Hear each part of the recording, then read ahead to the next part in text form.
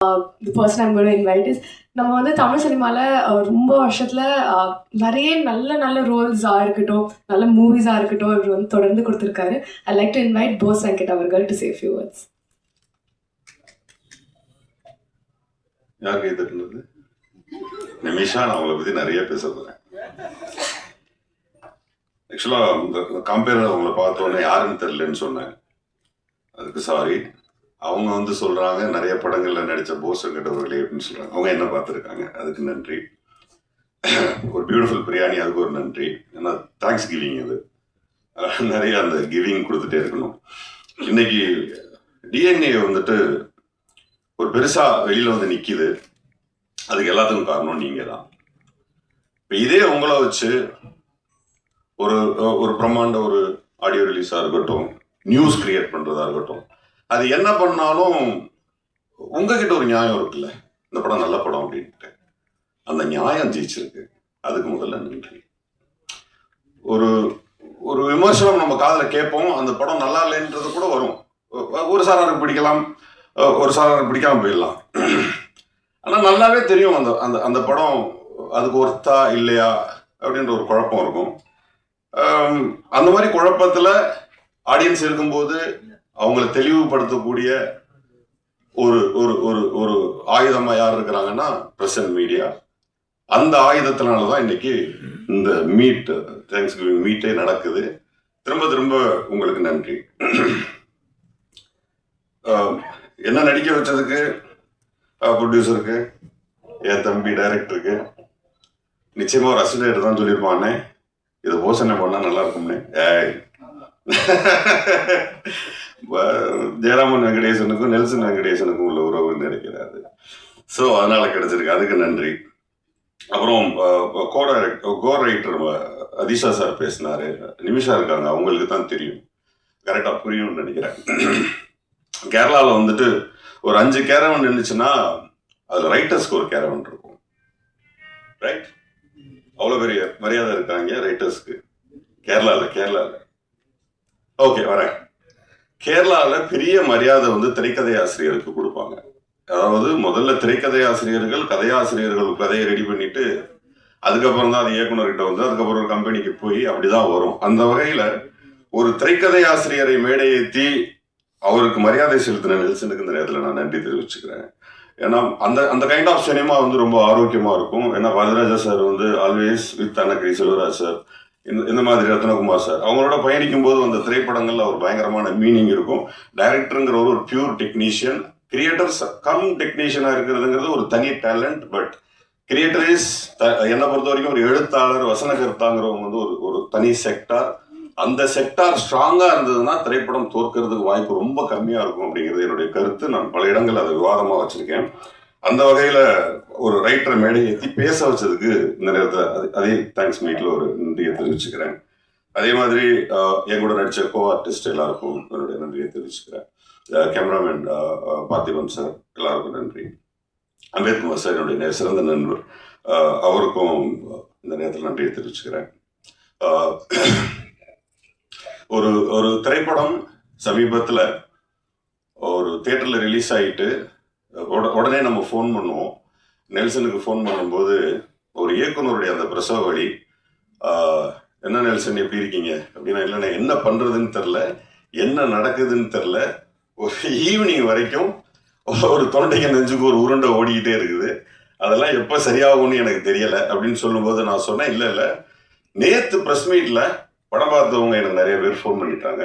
அவங்க எல்லாருமே படம் ரொம்ப குவாலிட்டியாக இருக்குது, ரொம்ப நல்ல படமாக இருக்குது, அதனால இந்த திரைப்படம் ஓடும்னு சொல்லியிருக்காங்க அப்படின்னு நான் சொன்னப்போ, அப்படியா அப்படின்னு சொன்னோம். ஆமாம், அது வந்து ப்ரெஸ் கையில் தான் இருக்குது. அவங்க நிச்சயமாக நல்ல படம்னு எழுத ஆரம்பிச்சிட்டாவோ பேச ஆரம்பிச்சிட்டாவோ அந்த திரைப்படம் மிகப்பெரிய திரைப்படமாக மாறும், நம்புங்கன்னு சொன்னதுக்கப்புறம் அது 2வது நாள் அது நடந்தது.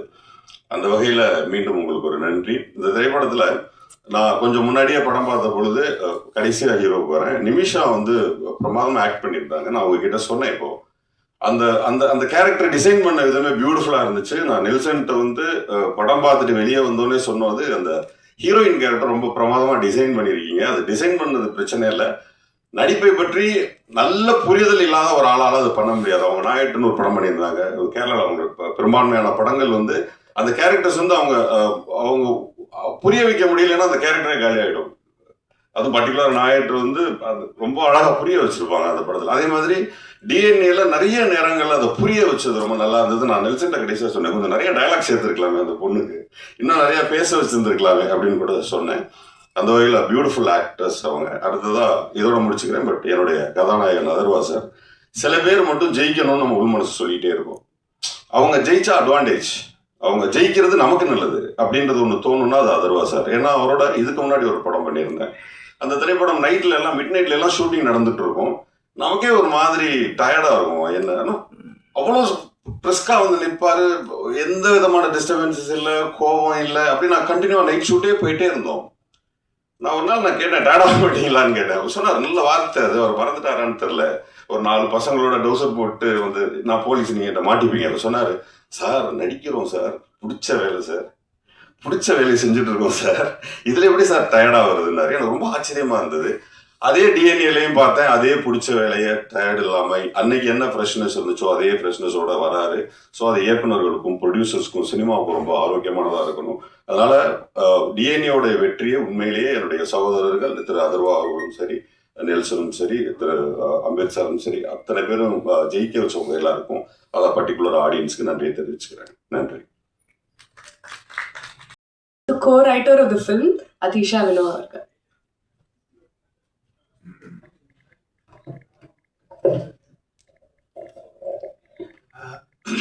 அனைவருக்கும் வணக்கம். மேடையில் இருக்கக்கூடிய அனைவருக்கும் வணக்கம். நான் வந்து இந்த ஆடியோ லான்ச்சில் என்ன பேசுகிறேன்னு தெரியாமல் அப்படியே ஸ்ட்ரக் ஆகி, ஆக்சுவலாக எனக்கு அன்றைக்கி மைண்ட் பிளாக் ஆகிடுச்சு. ஏன்னா இது எனக்கு ரொம்ப முக்கியமான ஒரு படம், ஒரு 20 வருஷ ஜேர்னியோட ஒரு தொடர்ச்சி இது. ஸோ இன்றைக்கி ஓரளவுக்கு ரொம்ப சந்தோஷமாக இருக்கேன். ரெண்டாவது, உங்கள் எல்லாருக்கும் ரொம்ப நன்றி. நீங்கள் அந்த ப்ரீமியர் ஷோ பார்த்துட்டு நீங்கள் கொடுத்த அந்த வரவேற்பில் தான் இந்த படம் வந்து நல்லா பிக்கப் ஆச்சு, மக்கள்கிட்ட போய் சேர்ந்துச்சு. நீங்கள் வேறு நான் வேறு இல்லை. 15 வருஷம் ஜேர்னலிஸ்ட்டாக நான் புதிய தலைமுறை ஆனந்த விகடனில் ஒர்க் பண்ணியிருக்கேன். அது அங்கேருந்து உங்கள் அந்த சீட்லேருந்து தான் நான் இந்த சீட்டுக்கு வந்திருக்கேன். ஸோ உங்களுடைய சப்போர்ட் வந்து எனக்கு ரொம்ப மனசுக்கு நெருக்கமாக இருந்தது. உங்கள் எல்லாருக்கும் ரொம்ப ரொம்ப ரொம்ப நன்றி. அந்த 15 வருட இந்த ஜேர்னலிஸ்ட் ஒர்க்கு தான் வந்து இந்த படத்துக்கு வந்து எழுத எனக்கு வந்து ரொம்ப ஹெல்ப் பண்ணுச்சு. அது ஒரு இந்த படத்தில் இருக்கக்கூடிய எல்லாமே உண்மையான விஷயங்களை வச்சு தான் நாங்கள் எழுதினோம். என்னோட குருநாதர் வந்து எப்பவும் சொல்லுவார், புனைவில் வந்து எவ்வளவுக்கு எவ்வளோ உண்மை இருக்கோ அந்த அளவுக்கு அது வெற்றி பெறும் அப்படின்னு. இந்த புனைவில் 90% உண்மை இருக்கு, ஒரு 10% தான் இதில் வந்து புனைவு அப்படிங்கிறதே இருக்கும். எல்லாருமே என்கிட்ட கேட்டாங்க, இதெல்லாம் உண்மையா, நிஜமாவே இந்த மாதிரிலாம் நடக்குமா, குழந்தைய கடத்தி கொண்டு போய் பணக்காரங்களுக்கு விற்பாங்களா அப்படின்னு. நேற்று சேலத்தில் ஒரு 6 பேர் கொண்ட ஒரு நெட்வொர்க்கை வந்து அரெஸ்ட் பண்ணியிருக்காங்க. இந்த மாதிரி குழந்தைங்களை வந்து கடத்தி, பச்சை குழந்தைங்களை கடத்தி பணக்காரங்களுக்கு விற்கக்கூடிய ஒரு இவங்களை வந்து நேற்று கடத்தியிருக்காங்க.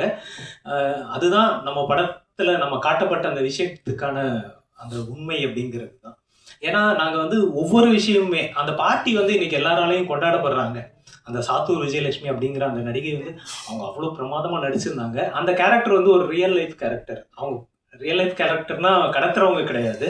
நான் வந்து சினிமாவில் முதல்ல ஒரு படம் பண்ணேன், அதுக்கப்புறம் ஒரு பெரிய பிரேக்கு, எனக்கு அடுத்து பட வாய்ப்புகள் கிடைக்கல, எனக்கு கிடைச்ச அனுபவங்களும் சரியில்லைன்னு நான் விட்டுட்டு வெளியேறிட்டேன். சினிமாவே வேண்டாம், இனிமேல் சினிமாவே வேலைக்காகுதுன்னு நான் வேலைக்கு போயிட்டேன் திரும்பியும். அங்கே நான் வந்து சந்தித்த ஒரு அம்மா வந்து டெய்லியும் எங்கள் ஆஃபீஸ்க்கு இந்த மாதிரி எடுத்துகிட்டு வருவாங்க, முறுக்கு, சீடை, அதிரசம் அப்படின்னு கொண்டு வருவாங்க. அந்த கேரக்டரை மனசில் வச்சு தான் நான் அந்த கேரக்டரே நாங்கள் உருவாக்கணும். அப்போ அந்த உண்மையான ஒரு கேரக்டர் வந்து ஸ்க்ரீனில் வரும்போது ஆடியன்ஸ் வந்து டக்குன்னு அது வந்து எடுத்துக்கிறாங்க. ப்ளஸ் நாங்கள் அது கூட இதை ஆட் பண்ணோம்னா, எக்மோர் ஹாஸ்பிட்டல்லையும் கோசா ஹாஸ்பிட்டல்லையும் தொடர்ச்சியாக கட்டப்பையில் தான் வந்து குழந்தைங்களை வந்து கடத்துவாங்க அப்படின்னு நான் ரிப்போர்ட் பண்ணியிருக்கேன். அந்த ரிப்போர்ட் அடிப்படையில் தான் அந்த கேரக்டரை வந்து நாங்கள் உருவாக்கணும். அப்புறம் அண்ணன் போஸ் வெங்கட் இருக்காரு, அவரோட கேரக்டர் வந்து ஒரு இடத்துல விசாரணை பண்ணுவாங்க. விசாரணை பண்ணும்போது அவரோட ஃபேமிலியை வச்சு பேசுவாங்க. அது வந்து ஆட்டோ சங்கரோட மரண வாக்குமூலம் அப்படின்னு ஒரு புக் இருக்கு. அதில் வந்து ஆட்டோ சங்கர் சொல்லியிருப்பாரு, அவர் வந்து அவர்கிட்ட இருந்து உண்மையை வாங்குறதுக்கு அவங்க போலீஸ் வந்து அதை தான் பயன்படுத்தியிருப்பாங்க. அவங்க ஃபேமிலி வந்து பக்கத்து ரூமில் வச்சுட்டு இவங்க வந்து பேசுவாங்க. பேசும்போது அவர் வந்து எல்லா உண்மையும் சொல்லிடுவார். இந்த மாதிரி இந்த படத்தோட எவ்ரி டீட்டெயில் வந்து ஒரு உண்மை சம்பவத்தோட தொடர்ச்சியாக தான் இதுக்குள்ளே இருந்துக்கிட்டே இருந்தது. அதுக்கு தான் அதனால தான் இது வந்து ஆடியன்ஸ் வந்து டக்குன்னு அக்செப்ட் பண்ணிக்கிட்டாங்க அப்படின்னு நான் நினைக்கிறேன். ஏன்னா அவங்க அன்றாட வாழ்க்கையில் தினம் பார்க்கக்கூடிய மனுஷங்க, தினம் பார்க்கக்கூடிய அந்த விஷயங்களை தான் நம்ம படமாக எடுத்திருக்கோம். இன்றைக்கி வந்து தமிழ் சினிமாவுக்கு வந்து கதை இல்லைன்றாங்க. நம்மளை மாதிரி ஜேர்னலிஸ்ட் கிட்ட லட்சக்கணக்கான கதைகள் இருக்குது. ஜேர்னலிஸ்ட்டை வந்து நீங்கள் பயன்படுத்தும் போது அவங்கக்கிட்ட இருந்து உங்களுக்கு அவ்வளோ கதைகளும் அவ்வளோ டீட்டெயிலும் வரும். தமிழ் சினிமா இயக்குநர்கள்கிட்ட நான் அதை தான் வேண்டி கேட்டுக்கிறேன். நீங்கள் என்ன யூஸ் பண்ணணும்னு அவசியம் இல்லை. நல்ல ரைட்டர்ஸ் எக்கச்சக்கமாக இருக்காங்க, நல்ல ஜேர்னலிஸ்ட் எக்கச்சக்கமாக இருக்காங்க. அவங்கள உங்கள் படத்தில் நீங்கள் பயன்படுத்தும் போது நிச்சயமாக உங்கள் படத்துக்கு வந்து இன்னும் கூடுதலான ஒரு மதிப்பும் நம்பகத்தன்மையும் உண்மைத்தன்மையும் கிடைக்கும் அப்படின்னு நான் நம்புகிறேன். அப்புறம் நெல்சன் சார், அவரு தான் என்னை வந்து தேடி கண்டுபிடிச்சு கூட்டிகிட்டு வந்து எழுத வச்சாரு. நான் வேண்டாம், என்னை விட்டுருங்க, சினிமாவுக்கு எனக்கு செட் ஆகாது, என்னை விட்டுருங்கன்னு. இல்லை நீ தான் இந்த படம் பண்ணணும், என் மேலே இருக்கிற ஒரு நம்பிக்கையை வச்சு அவர் என்னை அழைச்சிட்டு வந்து இது எழுத வச்சாரு. அந்த பாத்திரங்களுக்கும் அந்த காட்சிகளுக்கும் வந்து அதர்வா சாரும் நிமிஷா மேடமும் இவங்க எல்லாருமே வந்து உயிர் கொடுத்து அதை வந்து நான் பார்க்கும்போது நான் என்ன நினச்சி எழுதணும் அது எல்லாமே அது வந்துருந்தது. எனக்கு அது குறிப்பாக சில சீன்ஸ் எல்லாம் வந்து நான் ரொம்ப மனசுக்கு நெருக்கமாக நான் எழுதியிருந்தேன். அதை வந்து அவங்க அப்படியே உள்வாங்கிக்கிட்டு நடித்தது வந்து ரொம்ப சந்தோஷமாக இருந்துச்சு. ஸோ இந்த மாதிரியான படைப்புகளுக்கு வந்து தொடர்ச்சியாக மக்கள் ஆதரவு கிடைக்கணும். நிறைய திரைப்படங்கள் இந்த மாதிரி வரணும் அப்படின்னு நம்புகிறேன். குறிப்பாக இந்த படத்தில் நான் ஒரு விஷயம் சொல்லணும்னு நினச்சது என்னென்னா, இந்த படத்தோட ஒவ்வொரு சீனையும் நீங்கள் எல்லாரும் படம் பார்த்துருப்பீங்க. நீங்கள் யோசிச்சு பார்த்தீங்கன்னா ஒவ்வொரு சீன்லேயும் யாரோ ஒருத்தர் ஹெல்ப் பண்ணிகிட்டே இருப்பாங்க. படம் ஃபஸ்ட்டு சீனில் ஒரு ஆம்புலன்ஸ் டிரைவர் வந்து ஒரு டாக்டர் அந்த மருத்துவமனையில் வேலை பார்க்குறவருக்கு ஹெல்ப் பண்ணுவார். அதுக்கப்புறம் ரமேஷ் திலக் வந்து அவரோட நண்பருக்கு ஹெல்ப் பண்ணுவார். அப்படின்னு படத்தில் ஏதோ ஒரு கேரக்டர் இன்னொரு கேரக்டருக்கு உதவி செஞ்சுக்கிட்டே இருக்கும். அந்த உதவி அப்படிங்கிறது எப்போ வணிகமாகவோ உள்நோக்கம் கொண்டதாவோ ஒரு சுயநலமானதாவோ மாறுதோ அப்பெல்லாம் வந்து அது கிரைமாக மாறுது. அதுதான் இந்த படத்து மூலமா நான் வந்து சொல்லணும்னு நினைச்ச ஒரு விஷயம். என்னன்னா, நம்ம இன்னைக்கு வந்து உதவி அப்படிங்கிறது பிசினஸா மாறிட்டு இருக்கு. நம்ம முன்னாடி லிஃப்ட் கேட்டுட்டு இருப்போம், இன்னைக்கு லிஃப்ட் அப்படிங்கிறது வந்து ரேபிடோவா மாறிடுச்சு. இன்னைக்கு எல்லாருமே அதை வணிகமா மாத்திட்டு இருக்கோம். எல்லாமே வணிகமா மாறிட்டு இருக்கிற ஒரு காலத்துல இருக்கோம் நம்ம. அப்போ ஒரு உதவி அப்படிங்கிறது அது ஆத்மார்த்தமா நேர்மையா இருக்கணும். அந்த உதவி அப்படிங்கிறது வணிகமா பிசினஸா கிரைமா மாறுறது அப்படிங்கிறது ரொம்ப ஆபத்தானது அப்படிங்கறத தான் சொல்ல நினைச்சோம். இந்த படம் வந்து அந்த ஹியூமனிட்டியை மக்கள்கிட்ட கொண்டு போய் சேர்க்கணும் அப்படிங்கிற ஒரு நல்ல நோக்கத்தோட பண்ணோம். அது போய் சேர்ந்துருக்கு. ஸோ உங்க எல்லாருக்கும் ஒரு பத்திரிகையாளனா ரொம்ப நன்றி. தொடர்ந்து எனக்கு ஆதரவு கொடுக்கணும் அப்படின்னு நான் கேட்டுக்கிறேன். நன்றி, வணக்கம். நான் எதிர்பார்க்கல, நான் தான் ஃபஸ்ட்டு பேசுவேன். ஸோ இந்த தேங்க்ஸ் கிவிங் மீட்டிங் வந்து இந்த நாளுக்காக நான் வந்து கிட்டத்தட்ட ஒரு 1.5 வருஷம் 2 வருஷம் பயங்கரமாக கஷ்டப்பட்டோம். ஸோ எல்லா படம் மாதிரியே தான் கஷ்டப்பட்டோன்றதான். பட் ஸ்டில் நெல்சனோட நான் வந்து கிட்டத்தட்ட ஒரு 10 வருஷம் ட்ராவல் பண்ணுறேன். ஒரு நாள் கூத்துலேருந்து இது 4வது படம் 4 வருஷம் சேர்ந்து ஒர்க் பண்ணுறோம். ஸோ ஒவ்வொரு படமும் வந்து இந்த படம் வந்து ஒரு பெருசாக சக்ஸஸ் வராமல் கமர்ஷியல் சக்ஸஸ் வேணும், ஒரு பெரிய ஒரு செலிப்ரேட்டாக எல்லோரும் பண்ணணும், பட்டி தொட்டி எல்லாம் இந்த படம் இறங்கணும்னு சொல்லிட்டு ஒவ்வொரு படமும் நாங்கள் வந்து எதிர்பார்ப்போம். பட் ஸ்டில் ஒரு நல்ல படம் பண்ணியிருக்கோம், நல்ல பேர் கிடைக்கும். பட் நாங்கள் எதிர்பார்த்த ஒரு பெரிய ஒரு இது வந்து டிஎன்ஏ மூலமாக எங்களுக்கு கிடைச்சிருக்கு. இந்த படம் கமிட் ஆகும்போது எனக்கும் எங்கள் நெல்சன் வந்து ஒரு டீமேவே தான் வந்து ட்ராவல் பண்ணிட்டு இருந்தேன். சினிமாட்டோகிராஃபர் பார்த்தீங்கன்னாலும் சரி, music director, art director, co director எல்லாமே ஒரு டீமாக தான் நாங்கள் வந்து இந்த படத்தில் ஒர்க் பண்ணோம். ஸோ எப்படின்னா இந்த படத்தோட சக்ஸஸ் எங்களுக்கு எவ்வளோ பெரிய முக்கியம்னா, இதுக்காக தான் நாங்கள் வந்து என்ன சொல்கிறது அவ்வளோ நிறைய சாக்ரிஃபைஸ் பண்ணோம். நான் இந்த படம் கமிட் ஆகும்போது ஒரு 6-7 ஃபிலிம்ஸ் பண்ணிட்டு இருந்தேன். பட் இந்த படத்தோட அவுட்புட் எனக்கு இப்படி தான் வரும்னு தெரியும். ஸோ என்னால் முடியலனாலும் நைட்டு 3:30 வந்து எடிட்டிங் முடிச்சுட்டு திருப்பி மார்னிங் 7-7:30 இந்த படத்துக்கு எடிட்டிங் போவேன்.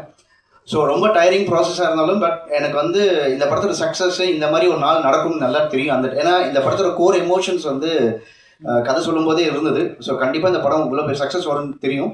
பட் இவ்வளோ பெரியஸாக எல்லா இடத்துலையும் நாங்கள் எதிர்பார்த்தது இதுதான். இது நடந்திருக்கும் போது ரொம்ப சந்தோஷம்.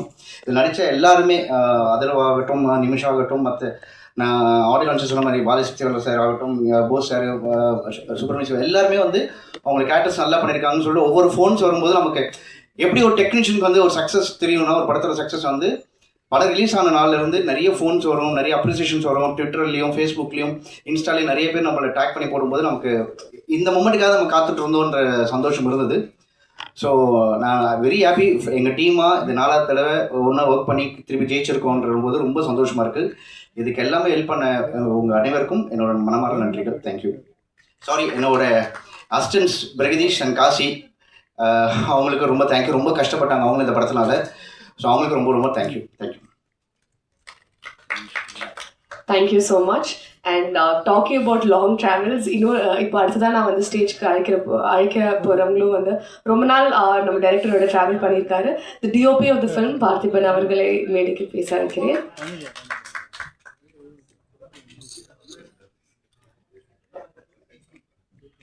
Also, I'd like to invite the co-producer of the film, Sanjay Shanmugam avargal, onto the stage.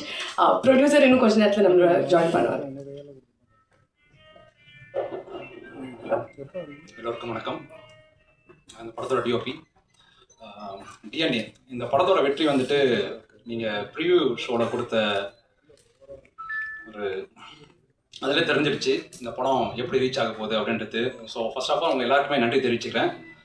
DNA Nelson sir வந்து எனக்கு ஆல்மோஸ்ட் ஒரு நாள் பொறுத்து அவர் கூட ட்ராவல் பண்ணிகிட்ருக்கேன். அவரோட ஃபர்கானா வந்துட்டு ஆல்மோஸ்ட் நான் வந்து கிராஸ் ஒர்க் பண்ணேன். ஸோ அந்த படத்தில் எங்களுக்கு ஒரு நல்ல புரிதல் இருந்துச்சு 2 பேருக்குமே. ஸோ அது மூலமாக வந்துட்டு எனக்கு டிஎன்ஏ வாய்ப்பு வந்து கொடுத்தாப்புல.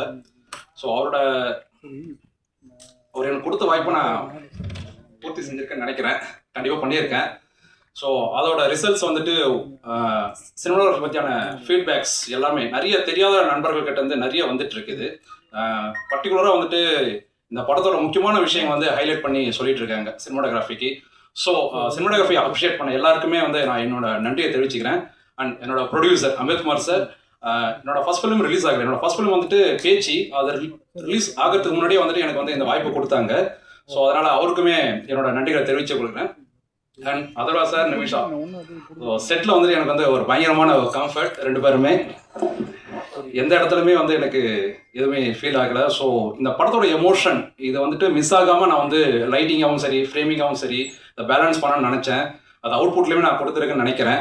So thank you Atharva sir and Nimisha and Subramanian Siva sir and Bose Venkat sir, எல்லாருக்குமே நன்றி.